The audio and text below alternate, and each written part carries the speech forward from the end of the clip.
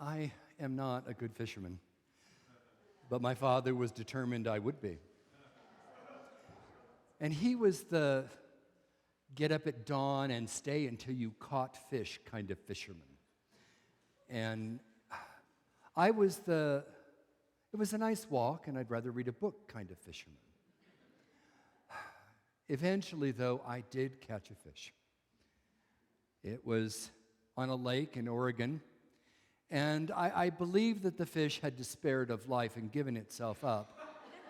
It had been tangled with another hook, and wire was a big old, like, grandfather fish, and it was like, all right, take me. My father was so proud. He was going to have it framed, except it went bad in the trunk on the way back to Reno. So I don't have it framed or anything like that, but it was my father's crowning glory. Once I had achieved this, I never had to go fishing again. And so after all this craziness of Holy Week, the death of their Lord, he's seen risen again, Peter says, I'm going to go fishing. And all the disciples go, oh, us too. We'll go with you. That's what they used to do for a living. But he wasn't having a lot of luck either at fishing this morning. It says as Jesus, he was back at the same shore exactly where Jesus first called Peter in Mark 1. As Jesus passed along the Sea of Galilee, he saw Simon and his brother Andrew casting a net into the lake, for they were fishermen. And Jesus said to them, follow me, and I will make you fish for people. And immediately they left their nets and followed him.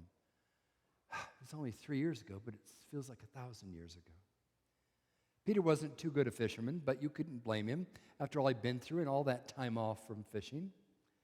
Through the night, he flings his net over and over into the black waters again and again, hauling in nets as empty as his dreams. But then in that in-between place, that liminal place, while it's still dark, but the sky is lightening just before dawn, a stranger appears, standing on the shore. He calls out to them. Jesus addresses them with tenderness. Children, you have no fish, have you? As in the previous resurrection appearances, the disciples do not recognize the figure on the shore of Jesus. And then he says, cast to the right side of the boat. My father would have thought I was a smart aleck if I had said, well, maybe if I fished on the right side of the boat, I'll catch a fish. To be fair, I was a smart aleck when I was a kid. Disciple who loved Jesus, probably John himself said, it is the Lord. And what does Peter do? He puts on his clothes and jumps into the sea.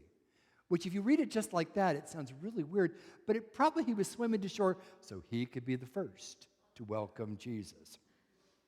Now it makes sense, doesn't it? And he just invites them, come and have breakfast.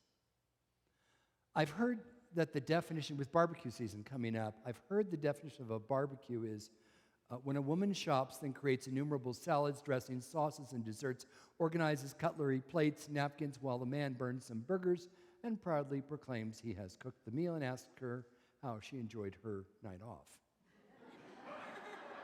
But here, Jesus does all the work. He fixes them breakfast and allows them to contribute. The language and actions in this part of the story sound so much like communion, except here it's bread and fish. The mention of a charcoal fire for cooking the breakfast meal is an interesting detail. Do you remember the last time there was a charcoal fire? One other place. It was when Peter, in John's gospel, Peter warming his hands over one outside the high priest's house. Gee, what happened to Peter that night over that charcoal fire? But instead of the Last Supper, we see the first breakfast. But Peter couldn't enjoy the breakfast. He was in a quandary. You see, there was still that rooster thing hanging over him. You remember that other charcoal fire? Before the cock crows twice, you will deny me thrice.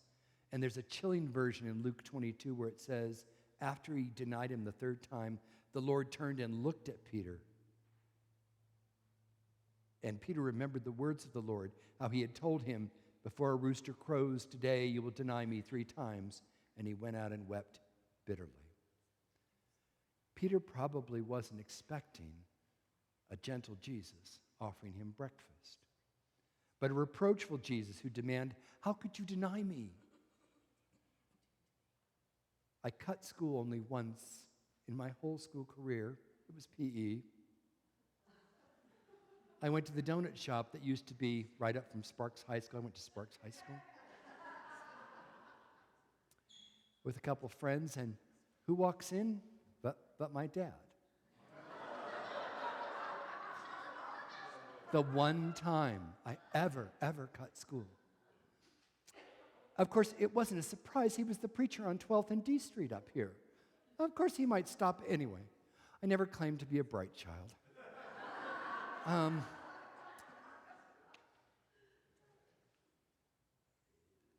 But then he did something totally unexpected. He was completely cool in front of my friends.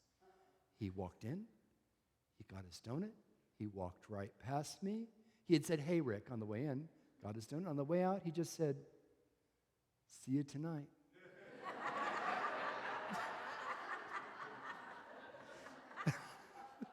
But I was so grateful he didn't embarrass me in front of my friends. I didn't care what happened to me.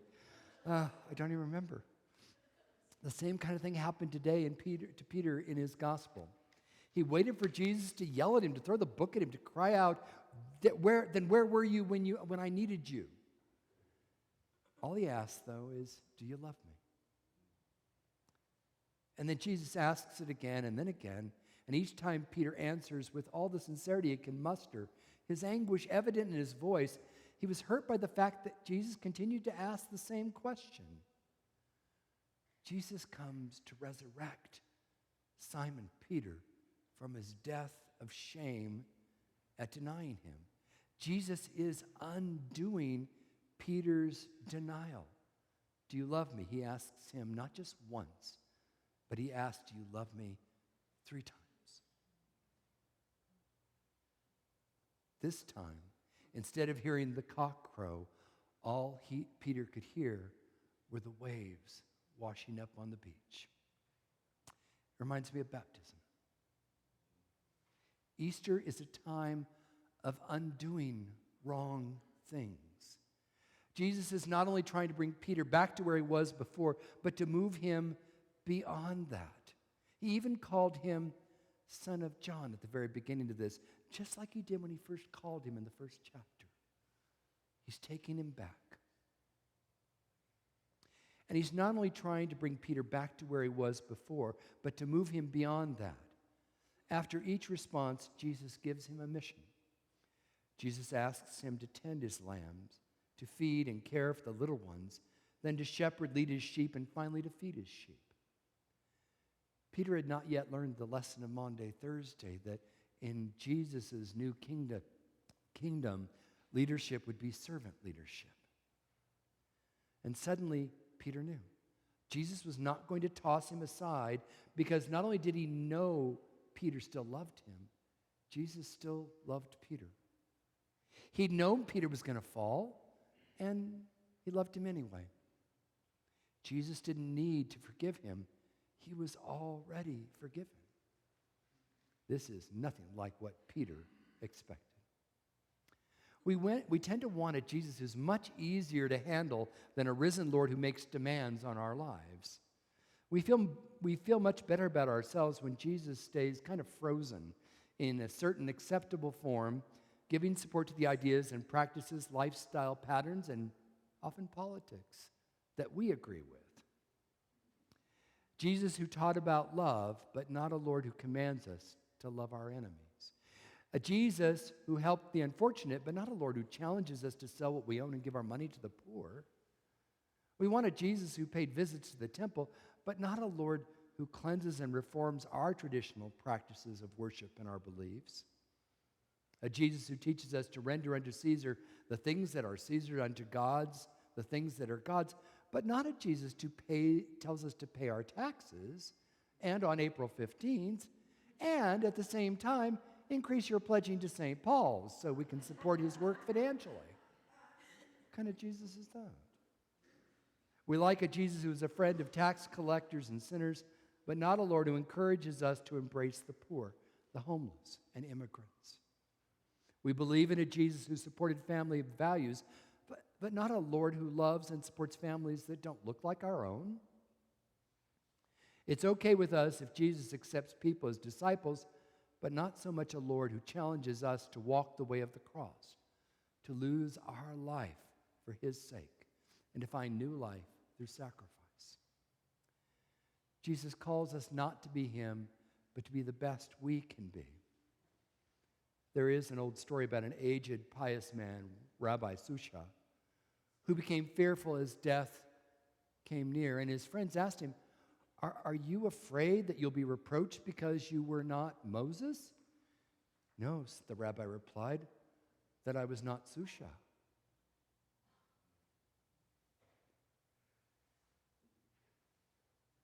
Living a resurrected life often consists of acting on that faith in the small everyday things we do, in the kindness we show to others, the forgiveness we give freely, how we treat one another, how we welcome the stranger.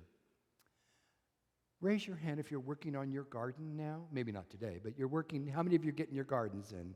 This story is for you because sometimes living a resurrected life has to do with how you garden. And this is from the author E.B. White.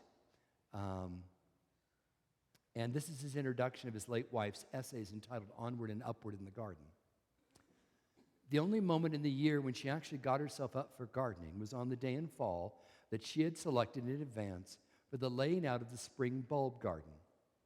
The morning often turned out to be raw and overcast, with a searching wind off the water, an easterly that finds its way quickly to your bones. Armed with a diagram and a clipboard, Catherine would get into a shabby old Brooks raincoat, much too long for her, put on a little round wool hat, put on a pair of overshoes, and proceed to the director's chair, a folding canvas thing that had been placed for her at the edge of the plot. There she would sit hour after hour in the wind and the weather, while Henry Allen produced dozens of brown paper packages of new bulbs and a basket full of old ones ready for the intricate interment. As the years went by and age overtook her, there was something comical yet touching in her bedraggled appearance on this awesome occasion. The small, hunched-over figure, her studied absorption in the implausible notion that there would be yet another spring, oblivious to the ending of her own days, which she knew perfectly well was near at hand. Sitting there with her detailed chart under those dark skies in the dying October, calmly plotting the resurrection. We can't be Jesus, but we can go on living and plotting a resurrected life. Perhaps in these days after the resurrection, we need that as much as Peter did.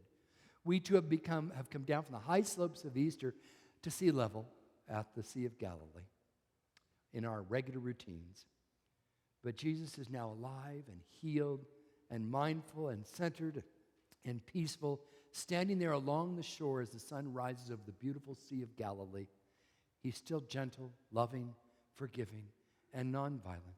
He hasn't changed. He's not a triumphant judge come to condemn the disciples or the rest of us. There's no anger, no resentment, no retaliation, or no vengeance. There's no argument, no "I told you so," no condemnations. Instead, he makes breakfast for us and asks, "Do you love me?" And if you say yes, if each time we respond, "Yes, I love you," he's going to call me. He's going to call you to change and to mission. Lent and Holy Week are over. Perhaps it is past time we move on from the Last Supper to the first breakfast. Amen.